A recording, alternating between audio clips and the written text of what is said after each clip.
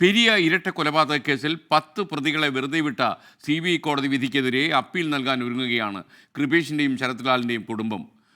അടുത്ത വർഷം 3-ാം തീയതി, അതായത് ഈ ജനുവരി 3-ാം തീയതി ശിക്ഷാവിധി വരും. ആ വിധി വന്നതിന് ശേഷം മേൽക്കോടതിയെ സമീപിക്കാനാണ് കുടുംബത്തിൻ്റെ ആലോചന. വിധി പകർപ്പ് ലഭിച്ചതിന് ശേഷം നിയമ പോരാട്ടം തുടരുമെന്നാണ് CPM കാസർഗോഡ് ജില്ലാ സെക്രട്ടറി MV ബാലകൃഷ്ണനും അറിയിച്ചത്. അരുൺ പാറക്കൽ ചേരുന്നു കാസർഗോഡ് നിന്ന്. അതുപോലെ സെൻട്രൽ ന്യൂസ് ഡെസ്കിൽ നിന്ന് ദിലീപ് കുമാറും നമുക്കൊപ്പം ചേരുന്നു. പ്രത്യേകിച്ച് ഈ കേസ് നടത്തിപ്പിന് മുതിർന്ന അഭിഭാഷകരെ കൂടി കൊണ്ടുവന്ന് ഖജനാവിൻ്റെ പണം ദൂർത്തടിച്ചു എന്ന പേരിൽ ആരോപണങ്ങൾ പ്രതിപക്ഷം ഉയർത്തുന്ന ഈ വേളയിൽ ദൂരവ്യാപകമായ പ്രത്യാഘാതങ്ങൾ ഇനിയും ഈ കേസിൻ്റെ വിധി വരുമ്പോൾ വലിയ അപ്പീലിന് പോയാൽ ഉണ്ടാകും. കാര്യം അത്ര കൂടുതൽ പണം സർക്കാർ ചിലവഴിച്ചു, പാർട്ടി ഫണ്ടിൽ നിന്ന് ചിലവഴിക്കുന്നതിന് പകരം സർക്കാർ ഖജനാവിൽ നിന്ന് ചിലവഴിച്ചു എന്നുള്ള ആരോപണം വളരെ കാര്യമായിട്ട് ഉയർന്നു വന്നിരുന്നു. അരുൺ പാറക്കൽ കാസർഗോഡ് നിന്ന് ചേരുന്നു. Arun, good morning again. പറയൂ അരുൺ, യഥാർത്ഥത്തിൽ അവർ തീരുമാനിച്ച് ഇരിക്കുകയാണോ ഈ അപ്പീൽ കൊടുക്കാൻ?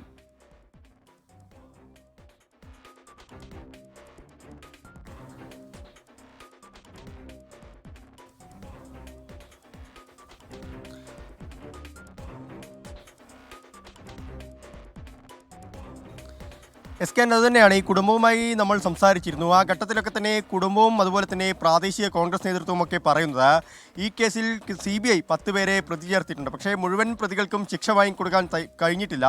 അതുമാത്രമല്ല, ഈ കേസിൽ പ്രധാനമായും പങ്കെടുത്ത, ഈ കൊലപാതകത്തിൽ പ്രധാനമായും പങ്കെടുത്ത, ഗൂഢാലോചനയിൽ പങ്കുണ്ടെന്ന് കണ്ടെത്തി, അതായത് ഈ ആളുകൾക്കൊക്കെ മനസ്സിലായ, ഈ കുടുംബത്തിന് മനസ്സിലായ 4 പ്രധാനപ്പെട്ട CPM പ്രവർത്തകർ, അവർക്ക് ശിക്ഷ ലഭിച്ചിട്ടില്ല. അവരെ കോടതി കുറ്റവിമുക്തനാക്കി എന്നാണിപ്പോൾ ഈ കുടുംബം ആരോപിക്കുന്നത്.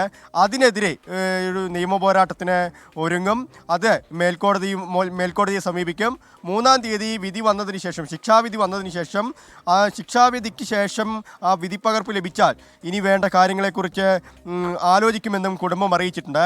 നിയമവിദഗ്ധരുമായി ഇപ്പോൾ തന്നെ ചർച്ചകളൊക്കെ നടത്തിക്കഴിഞ്ഞിട്ടുണ്ട്. SKN നമ്മോടൊപ്പം ഇപ്പോൾ ബാലകൃഷ്ണൻ പെരിയ, KPCCയുടെ മുൻ സെക്രട്ടറി കൂടിയായ ബാലകൃഷ്ണൻ പെരിയ ചേരുകയാണ്. ഈ CBI ഈ കേസ് 10 പേരെ പ്രതി ചേർത്തു. ആ പ്രതി ചേർത്തതിന് ശേഷം 10 പേർക്കും ശിക്ഷ വാങ്ങിക്കൊടുക്കാൻ കഴിഞ്ഞിട്ടില്ല. പ്രോസിക്യൂഷൻ ഏതെങ്കിലും രീതിയിലുള്ള പരാജയം സംഭവിച്ചിട്ടുണ്ടോ? തീർച്ചയായിട്ടും. ഇപ്പം ഞാൻ ഈ പാർട്ടിക്ക് പുറത്തു നിൽക്കുന്ന ഒരാളായതുകൊണ്ടാണ് ഇന്നലെയും പ്രതികരണത്തിന് ഞാൻ മുതിരാതിരുന്നത്. പക്ഷേ സങ്കടകരമായിട്ടുള്ള ഒരു കാര്യം, വളരെ അഗ്രസീവായിട്ട് ഈ കേസ് ഞങ്ങളൊക്കെ ഉണ്ടായ കാലഘട്ടത്തിൽ ഞങ്ങൾ കൊണ്ടുപോയതാണ്. ഈ കേസിൻ്റെ ഒരു സോൾ ക്രെഡിറ്റ് എന്ന് അവകാശപ്പെടാൻ കഴിയുന്ന 2-3 ആളുകൾ മാത്രമേ ഉള്ളൂ. അതൊന്ന് അഡ്വക്കേറ്റ് ആസഫ് അലിയാണ്. 1000 രൂപ പോലും പ്രതിഫലം വാങ്ങിക്കാതെ ഈ കേസ് CBIയെ കൊണ്ട് അന്വേഷിപ്പിച്ചതിനകത്ത് പാർട്ടിക്കൊന്നും ഒരു റോളും ഇല്ല. അത് ആസഫ് അലി എന്ന് പറഞ്ഞ ഒറ്റ വ്യക്തിയുടെ കയ്യിലേക്ക് ഈ ഫയൽ കൊണ്ടുകൊടുത്തതിൻ്റെ പേരിൽ അദ്ദേഹം ചെയ്തതാണ്. 2, ശ്രീ മുല്ലപ്പള്ളി രാമചന്ദ്രൻ അന്ന് അനാഥത്വം പേറിയ പെരിയയിലെ കോൺഗ്രസ് പ്രവർത്തകന്മാർക്ക് ആശ്വാസം നൽകുകയും ഏകദേശം 25 ലക്ഷം രൂപ അന്നത്തെ കേസ് നടത്തിപ്പിന് വേണ്ടി തരികയും ചെയ്തത് ശ്രീ മുല്ലപ്പള്ളി രാമചന്ദ്രനാണ്.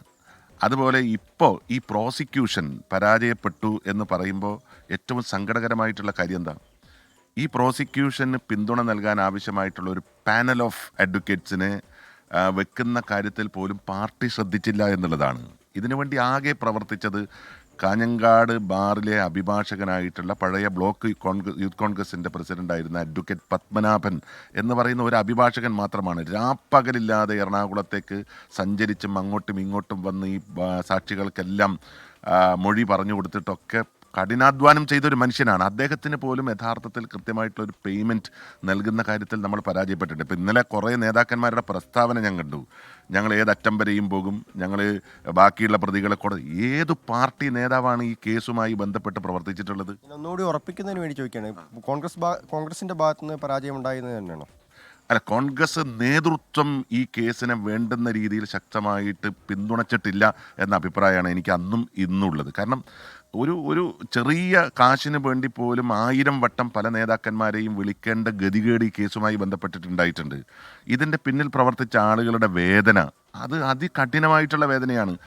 എന്നെപ്പോലുള്ള ആളുകൾ ഇതിനു വേണ്ടിയിട്ട് ഇപ്പോൾ അഡ്വക്കേറ്റ് ബാബുരാജിനെ പോലുള്ള ആളുകൾ, ഒരുപാട് ആളുകൾ കഠിനാധ്വാനം ചെയ്തിട്ടുണ്ട്. അവർക്ക് ഡെയിലി എന്താ പറയുന്നത്, ഒരു ട്രെയിൻ യാത്രയ്ക്ക് ആവശ്യമായിട്ടുള്ള ടിക്കറ്റ് പോലും ഇല്ലാതിരുന്ന ഘട്ടങ്ങൾ ഉണ്ടായിട്ടുണ്ട്.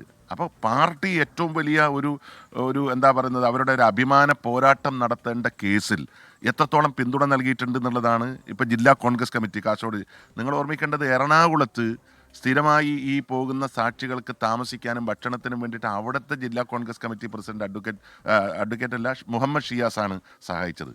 അതല്ലാതെ കാസർഗോഡ് ജില്ലയിലെ കോൺഗ്രസ് നേതൃത്വം, ഇവിടുത്തെ MP ഉൾപ്പെടെയുള്ള ആളുകൾ ഒരു നയാ പൈസ. ഇപ്പോൾ നിങ്ങൾ ഇന്നലെ കണ്ടില്ലേ, MP രാവിലെ തന്നെ ലൈവ് ഇടുകയാണ്, ഞാൻ കല്യോട്ടേക്ക് വരികയാണ്. നിങ്ങൾ കണ്ടല്ലോ, കല്യോട്ട് സ്മൃതി മണ്ഡപത്തിലെത്തിയപ്പോൾ എത്ര കോൺഗ്രസ് പ്രവർത്തകരുണ്ടായത്? കാരണം എല്ലാവർക്കും ഈ ഒരു മാനസികാവസ്ഥ മനസ്സിലായി.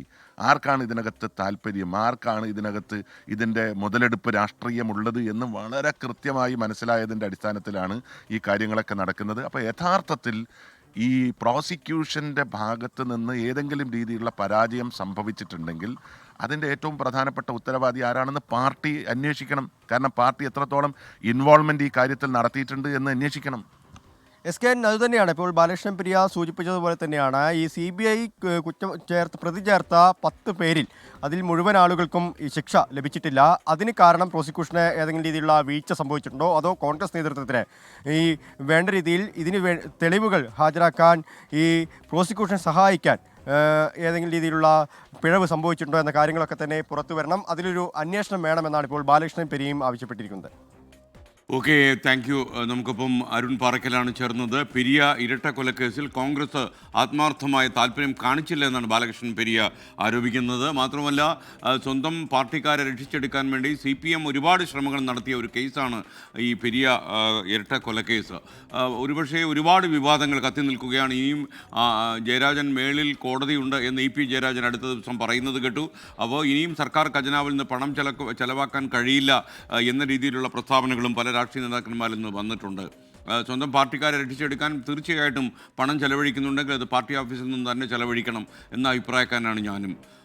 കാരണം സ്വന്തം കക്ഷിയിലുള്ള ആളുകളെ രക്ഷിച്ചെടുക്കാൻ നടത്തുന്ന ശ്രമമൊക്കെ പാർട്ടിക്കാർ നടത്തിയെന്ന് വരും. പക്ഷേ അതിന് നികുതിദായകരും സർക്കാരും ഉത്തരം പറയേണ്ടി വരരുത് എന്ന നിശ്ചിതമായ അഭിപ്രായമാണ് നമുക്കുള്ളത്.